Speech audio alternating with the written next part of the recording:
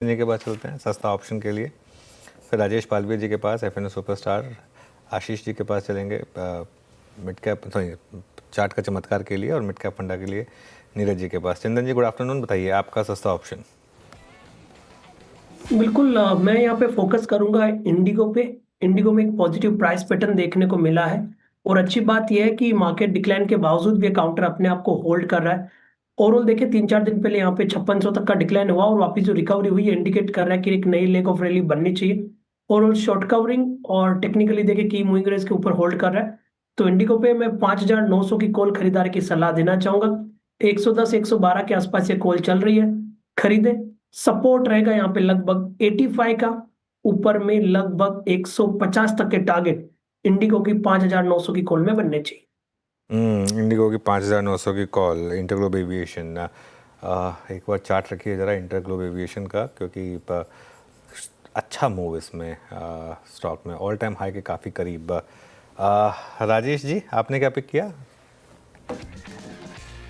Investment पे bye करने की सलाह। यहाँ पे स्टॉक में देखें तो एक करेक्शन के बाद यहाँ पे एक अच्छा पुल बैक रिवर्सल ट्रेड बनते हुए दिखा है स्टॉक में। एक डेली चार्ट पे देखें तो एक फॉलिंग ट्रेंड लाइन का ब्रेकआउट भी कंफर्टेबली स्टॉक ने यहाँ पे रजिस्टर किया है।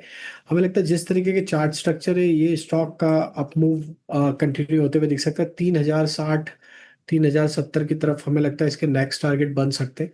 तो ट्यूब इन्वेस्टमेंट फ्यूचर्स बाय करने की सलाह। डाउन साइड में स्टॉप लॉस रखेंगे करीब 2940 के आसपास। ट्यूब इन्वेस्टमेंट फ्यूचर्स की खरीदारी की राय फिलहाल एफएनओ सुपरस्टार के लिए राजेश पालविया जी की तरफ से आती हुई। आशीष ख्याल जी आप बताइए आपने क्या पिक किया चार्ट का चमत्कार के लिए?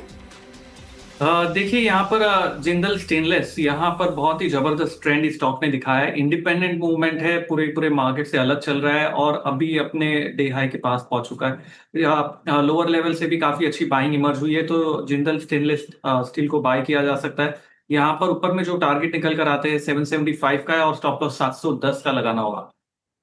जिंदल स्टेनलेस यहाँ पे खरीदारी की राय। ठीक ठाक मूव निचले स्तरों से यहाँ पे भी देखने को मिल रहा है। बताइए नीरज दीवान जी मिड कैप फंडा के लिए आपने क्या चुना है? मैंने एक स्मॉल कैप शेयर चुना है, इसका नाम है फिनो पेमेंट बैंक लिमिटेड। ये फिनो पेमेंट बैंक एक पेमेंट बैंक है जो एक अच्छा इमर्जिंग एसेट लाइट मॉडल है। इसका एक प्रॉफिटेबल पेमेंट बैंक है और ये स्मॉल फाइनेंस बैंक का लाइसेंस लिए भी इन्होंने अप्लाई किया हुआ है, क्योंकि इनका एक ऑलरेडी अच्छा कासा है। इनका 24% रेवेन्यू कासा से आता है। एक बहुत अच्छा डिजिटल इंफ्रास्ट्रक्चर उन्होंने किया है, B2B UPI भी इन्होंने डेवलप किया हुआ है। तो अगर ये इसको small payment finance bank license भी जब मिलेगा तो इसकी अच्छी ROA ROE इनका रहना चाहिए आगे चलते हुए। अभी भी इसका ROE 2.3 चलता है और ROE 17% चलता है। तो इसके लिए इसको अच्छी वैल्यूएशन मिलनी चाहिए आगे चलते हुए। जैसे पेमेंट बैंक से स्मॉल फाइनेंस बैंक बनेगा, तो मुझे लगता है कि इसको 300 रुपीज के टारगेट के हिसाब से 1 साल के लिए आप खरीद सकते हैं। Okay, Fino payments bank mid cap फंडा के लिए नीरज जी की ये पिक। चार का चौका की शुरुआत की हमने सस्ता ऑप्शन के साथ। चंदन तापड़िया ने जी सुझाया इंटरग्लोब एविएशन। यहाँ पे 5900 की कॉल लेने के बाद टारगेट 150, स्टॉप लॉस आपको 85 का मेंटेन करके चलना है। राजेश पालविया जी ने एफएनओ सुपरस्टार के लिए बताया ट्यूब इन्वेस्टमेंट। यहाँ पे फ्यूचर्स में खरीदारी की राय। 3060 से 3070 तक के टारगेट एक्सपेक्टेड है। 2900 का आपको स्टॉप लॉस मेंटेन करके चलना है। जिंदल स्टेनलेस आशीष कयाल जी ने चार्ट का चमत्कार के लिए बताया 775 के टारगेट, स्टॉप लॉस 710।